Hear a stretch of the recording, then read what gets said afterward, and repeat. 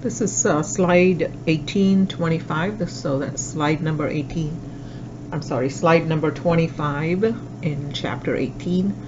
There are three limitations to conducting the Friedel-Crafts alkylation. The first one is, in the previous slide we talked about using 1-chlorobutane, and here you see that the chlorine, the halide group, is directly attached to an sp3 hybridized carbon. And in those cases where the halide leaving group is not attached to the sp3 hybridized carbon, then the reaction will not take place. For example, let's look at two examples. The first one being a structure like this, where the halide group is directly attached to an sp2 hybrid carbon. So in this case, even though you provide the correct catalyst, no reaction takes place. And also, if you have another structure like this, a benzene ring, and let's say you have a halide, again a chloride attached to the benzene ring. Now here the chlorine is attached to an sp2 hybrid carbon, and again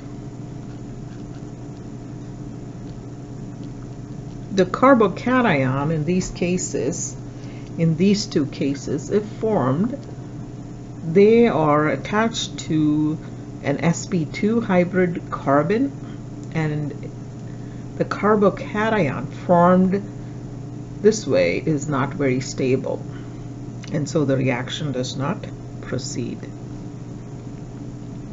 Let's look at other limitations. I'm going to remove this slide. With alkylation, polyalkylation often occurs. So what is polyalkylation? So you have an alkyl group attached to the benzene ring, and you expect just mono substitution to take place. So for example, the reaction here, you would expect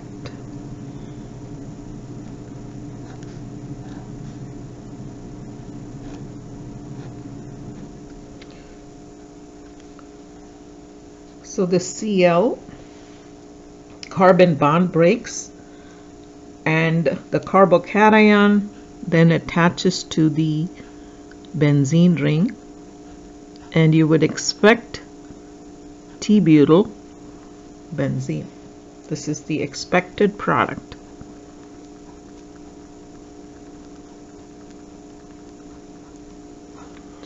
But the reaction sometimes is so effective that instead of just a mono substituted product,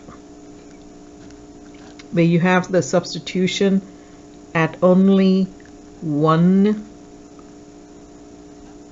of the carbons in the benzene ring,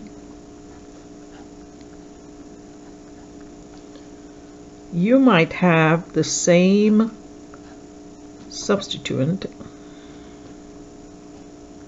attached at two or more places. So this is, how will you name this? This is 1,4-di-T-butyl benzene.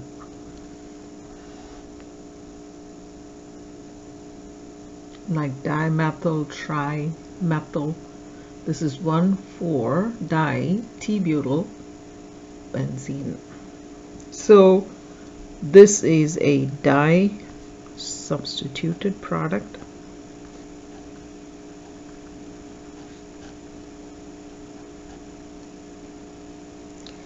and this is what is produced.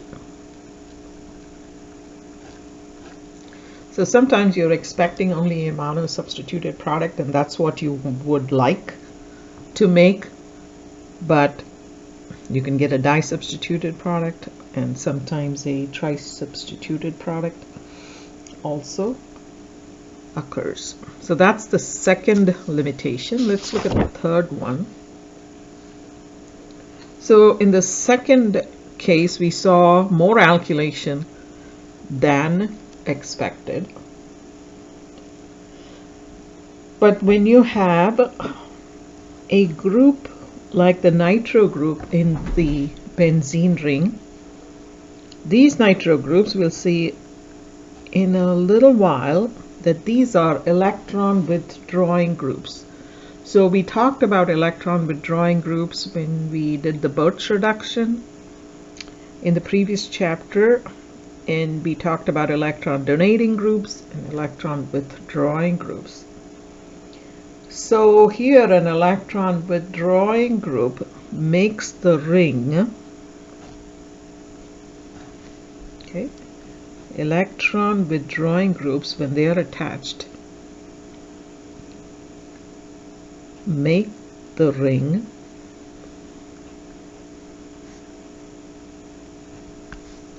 electron deficient,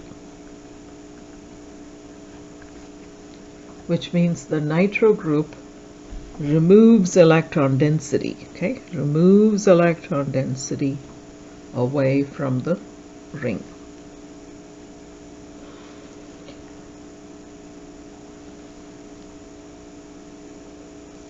Groups, all right? So in this case, for this particular reaction, if you have electron withdrawing groups, then it does not help the reaction to proceed. So here you would expect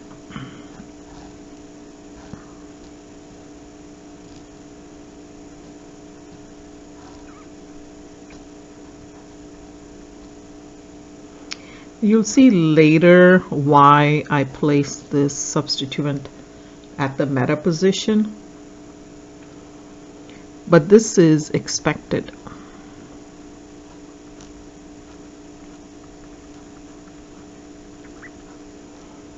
Okay, but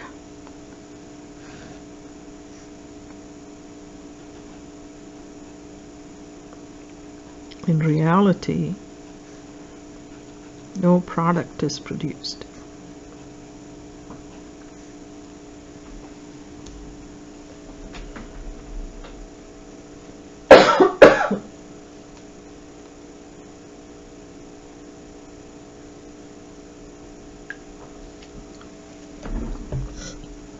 No product is formed.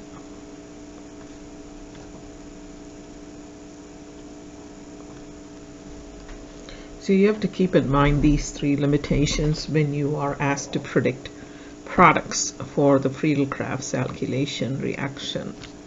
Let's look at the next section. 18.6 on slide 1828.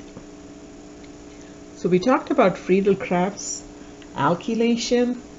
Now we're going to talk about something similar to alkylation, but it's called acylation. What's the difference between acylation and alkylation? If you have an R group, let me get a drink of water.